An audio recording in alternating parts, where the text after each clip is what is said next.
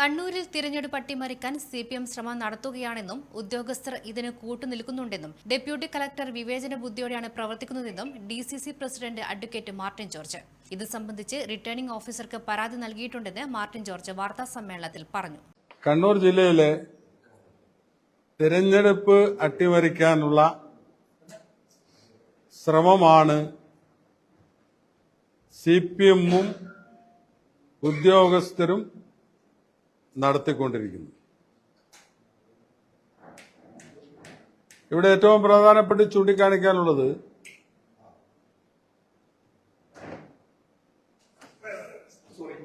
ഇലക്ഷന് ഏറ്റവും പ്രധാനപ്പെട്ട കാര്യങ്ങൾ നിർവഹിക്കേണ്ടതായിട്ടുള്ള ഇലക്ഷൻ ഡെപ്യൂട്ടി കളക്ടർ, ആ നിയമനം ഇലക്ഷൻ പ്രഖ്യാപിക്കുന്നതിന് ദിവസങ്ങൾക്ക് മുമ്പാണ് നടത്തിയിരിക്കുന്നത്. ഇപ്പോൾ അപ്പോയിന്റ്മെന്റ് ചെയ്തിരിക്കുന്ന CBN സിപിഎമ്മിന്റെ പ്രമുഖനായ നേതാവ്, തിരുവനന്തപുരം ഡിവൈഎഫ്ഐയുടെ ജില്ലാ സെക്രട്ടറിയും അതുപോലെ തന്നെ അവിടെ സിൻഡിക്കേറ്റ് മെമ്പറുമൊക്കെ ആയിട്ടുള്ള ഷിജു ഖാന്റെ ഭാര്യനെയാണ്. കഴിഞ്ഞ 2-3 വർഷമായി ഇവിടെ ഇലക്ഷൻ ഡെപ്യൂട്ടി കളക്ടറായിട്ടിരുന്ന ആളെ മാറ്റി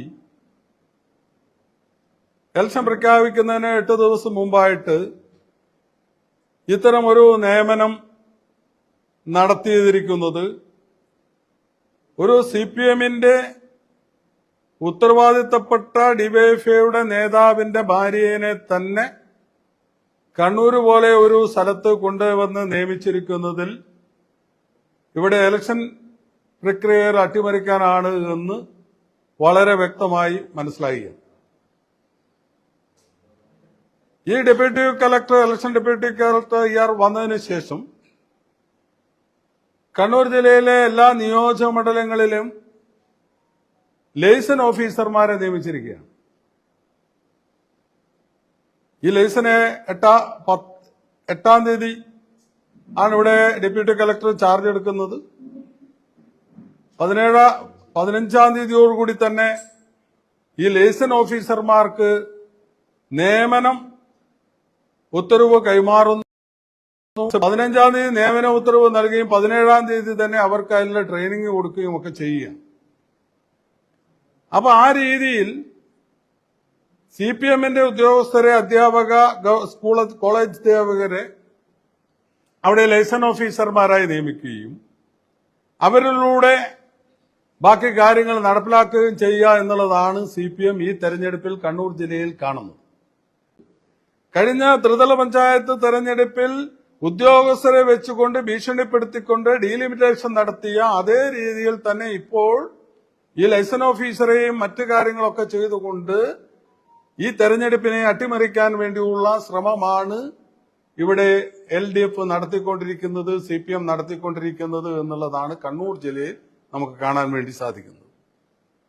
അതോടൊപ്പം തന്നെ നിങ്ങൾ എല്ലാവരും അറിയുന്ന കാര്യമാണ്, ഞങ്ങൾ കഴിഞ്ഞ ദിവസം AICCയുടെ സംഘടനാ ചുമതലയുള്ള ജനറൽ സെക്രട്ടറി തന്നെ കൃത്യമായി പറഞ്ഞിട്ടുള്ള കാര്യമാണ് പയ്യന്നൂരിൽ നടക്കുന്ന കള്ള ഐഡന്റിറ്റി കാർഡ് ഉണ്ടാക്കുക. അത് വ്യക്തമായി അറിയുന്നതുകൊണ്ട്, അല്ലാതെ അങ്ങനെ ഒരു ഇന്ത്യൻ നാഷണൽ കോൺഗ്രസിനെ പോലെ ഉത്തരവാദിത്വ ഒരു പാർട്ടിയുടെ ദേശീയ ജനറൽ സെക്രട്ടറി അത് അങ്ങനെ പറയില്ല എന്നുള്ളത് സത്യമാണ്. ഞങ്ങൾക്ക് അതിനെക്കുറിച്ച് വ്യക്തമായ തെളിവുണ്ട്.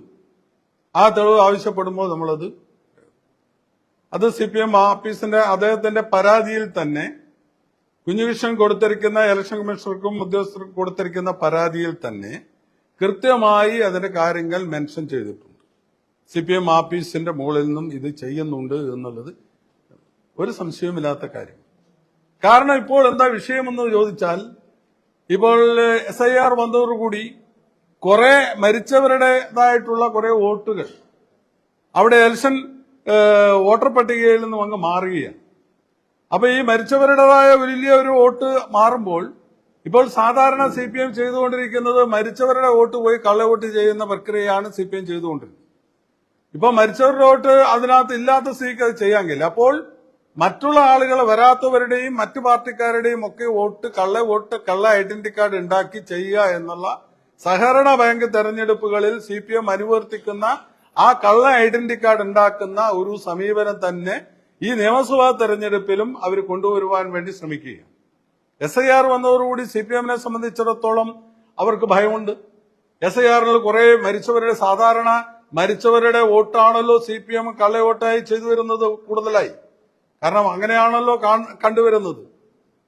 അപ്പോൾ ആ മരിച്ചവരുടെ വോട്ട് ഇപ്പോൾ വോട്ടർ പട്ടികയിൽ ഇല്ലാത്ത സ്ഥിതിക്ക് ഈ കള്ളവോട്ട് ചെയ്യാനായി മറ്റുള്ള ഈ നാട്ടിലില്ലാത്തവരുടെയും അതോടൊപ്പം വരാൻ സാധ്യതയില്ലാത്തവരുടെയും അതോടൊപ്പം തന്നെ മറ്റുള്ളവരുടെയും വോട്ടുകളൊക്കെ നേരത്തെ പോയി കള്ള ഐഡന്റിറ്റി കാർഡ് ഉണ്ടാക്കിയിട്ട് ചെയ്യുക എന്നുള്ളതാണ് ഇവർ കാണുന്നത്.